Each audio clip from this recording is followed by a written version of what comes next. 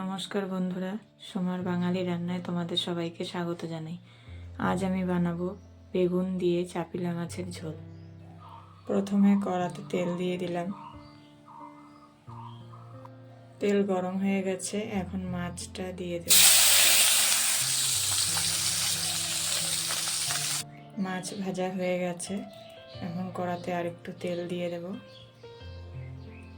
তেল গরম হয়ে গেছে, এখন বেগুনটা দিয়ে দেব।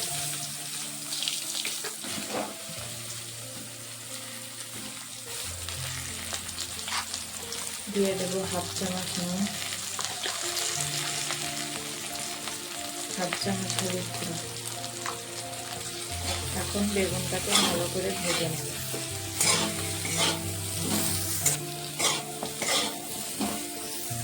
বেগুন ভাজা হয়ে গেছে, এখন নামিয়ে নেব। এবার আর একটু তেল দিয়ে দেব। ফোড়নের জন্য দিয়ে দেব হাফ চামচ কালো জিরে।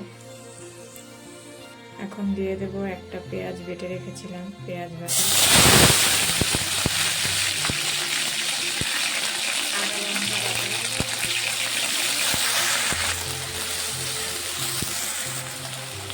দিয়ে দেব কেটে রাখা টমেটো, হাফ চামচ নুন, এক চামচ হলুদ গুঁড়ো, সামান্য কাশ্মীরি লঙ্কার গুঁড়ো দিয়ে ভালো করে মশলাটা ভেজে নেব।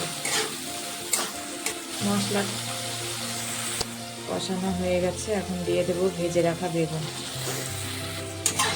ভালোভাবে কষিয়ে নেব। মশলাটা ভালোভাবে কষানো হয়ে গেছে, এখন জল দিয়ে দেব।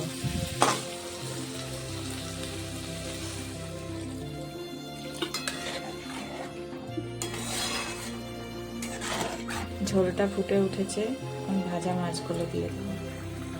মাছের ঝোলটা হয়ে গেছে, এখন নামিয়ে নেব। তৈরি হয়ে গেছে বেগুন দিয়ে চাপিলা মাছের ঝোল।